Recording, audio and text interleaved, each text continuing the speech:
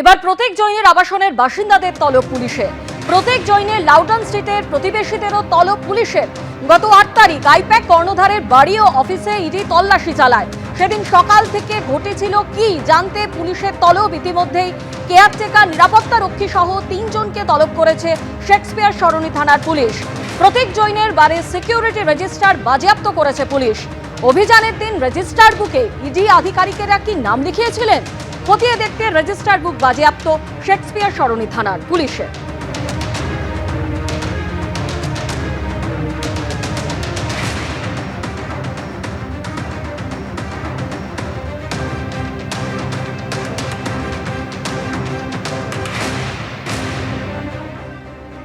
অন্যদিকে ইডি তল্লাশিতে তুলকালামের পর এবার সিজিও কমপ্লেক্সে বাড়ল নিরাপত্তা। বাড়ানো হলো সিআরপিএফ জওয়ানের সংখ্যাও। সিজিও কমপ্লেক্সের প্রত্যেকটি গেটে বাড়ানো হলো নিরাপত্তা।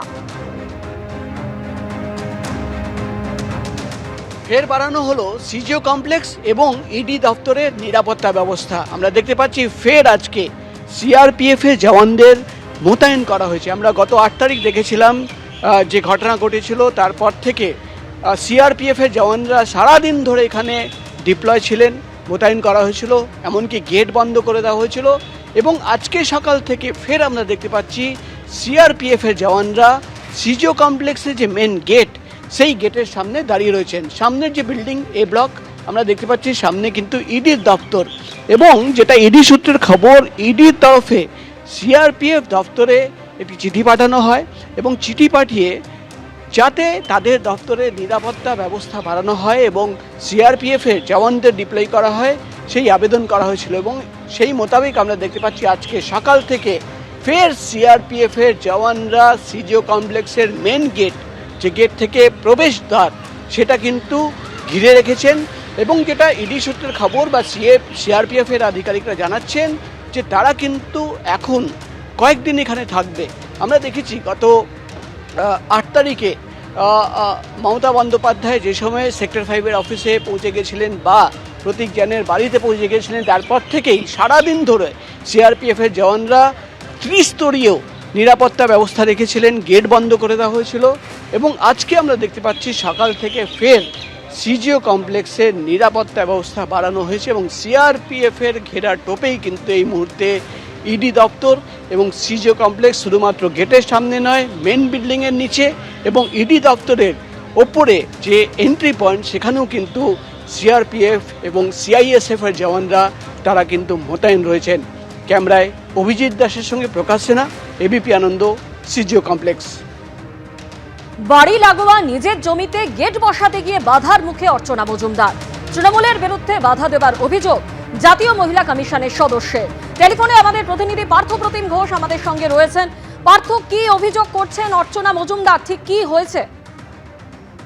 দেখো, অর্চনা মজুমদার যিনি বেলেঘাটার বাসিন্দা এবং তিনি যে বিষয়টা অভিযোগ করছেন যে বাড়ি লাগোয়া ওনার একটা জমি এবং সেই জমিতে জাতীয় মহিলা কমিশনের সদস্য তিনি অভিযোগ করছেন যে গত পরশুদিন গেট বসাতে যান এবং সেই গেট বসাতে গিয়ে একেবারে তিনি অভিযোগ করছেন বাধার মুখে পড়েছেন। স্থানীয় তৃণমূল কাউন্সিলর তার যে দলবল লোকজন পাঠিয়ে কার্যত কিন্তু তাকে বাধা দিয়েছে, এমনকি গুন্ডাগিরি করেছে বলে তিনি কিন্তু অভিযোগ করছেন। এবং তাকে যে অবস্থায় তাকে ঘিরে ধরা হয়েছিল, তিনি একটি সিসিটিভি ফুটেজের সামনে এনেছেন, যে সিসি ক্যামেরা লাগানো ছিল সেখানে দেখা যাচ্ছে অর্চনা মজুমদার বলছে যে সবাই ঘিরে ধরে অর্চনা মজুমদারকে কিন্তু হুমকি পর্যন্ত দেয়।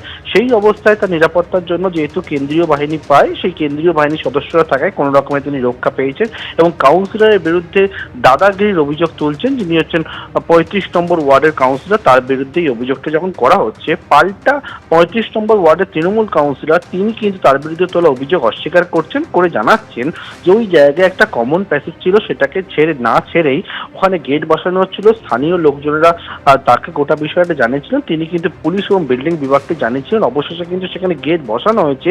পাল্টা অর্চনা মজুমদারের বিরুদ্ধেই দাদাগিরির অভিযোগ তুলছেন কিন্তু কাউন্সিলর, একে অপরের বিরুদ্ধে অভিযোগ তুলছেন এবং অর্চনা মজুমদার এই মর্মে বেলেঘাটা থানায় মেল করে একটি অভিযোগও দায়ের করেছেন। ধন্যবাদ পার্থ। গেট ভেঙে গেছে, সেই গেটের রিপেয়ার মানে ফিক্সার ওয়েল্ডিং করে না, ওই করছে। হঠাৎ সখানেক যুবক ছেলে আশেপাশের ওয়ার্ড থেকে চলে এসছে এবং এখানে একজন আছে যে বাজার মেইন সে তৃণমূলেরই কর্মী, সে নিয়ে এসছে তাদের তারা এসে বললো যে কাউন্সিলর পাঠিয়েছে, আপনার এই কাজ বন্ধ করতে হবে, কাজ করা যাবে না। কেন করা যাবে না? আমার জমিতে আমার বাড়িতে আমি যদি আমার গেট বসাই তাতে কারোর তো কোনো অবজেকশন থাকে না, যদি থাকে সেটা কোর্ট বলবে, পুলিশ বলবে। তারা বললে যাচ্ছে তাই ভাষায় গালাগালি, যাচ্ছে তাই ভাষায়। বিকজ আই এম সিআইএসএ প্রোটেক্টি, আমি এসকেপড, আমাকে বাঁচানো হয়েছে, আমি আমার গেটটা আমি করেছি কাজটা। বুদ্ধদেব মিত্র, তার পাশের জমিটা বুদ্ধদেব মিত্রর। আপনি এত কিছু করার কারণে জোর যদি দেখানো হতো তাহলে তো উনি গেট বানিয়ে মানে পাঁচিল করে গেট লাগিয়ে দিয়েছে। ওখানে যখন এরকম ঘটনা, ওখানে পুলিশ গেছে, বিল্ডিং ডিপার্টমেন্ট, কর্পোরেশনের বিল্ডিং ডিপার্টমেন্ট গেছে। উনি পাশের জমিটা বুদ্ধদেব মিত্র, তার থেকে কেস কামারি করে ক্রিমিনাল কেস টেস করে সম্পূর্ণ করার পর তাকে ভয় দেখিয়ে তার জমিটা কিনেছে। এবং ওই জমিতে যে দলিলটাতে ডিড করেছে, ডিডে লেখা আছে যে ওই পোর্শনটা কমন প্যাসেজ।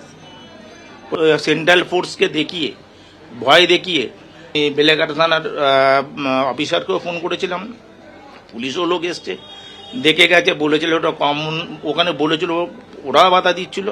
তারপরে লাস্টে উনি বাউন্ডারি ওয়াল করে ওয়ালই করেছে। যে যদি দাদাগিরি হয় আর জড়ি হয় তাহলে উনি তাহলে বাউন্ডারি ওয়ালটা করলো কি করে? এবিপি আনন্দ, এগিয়ে থাকে, এগিয়ে রাখে।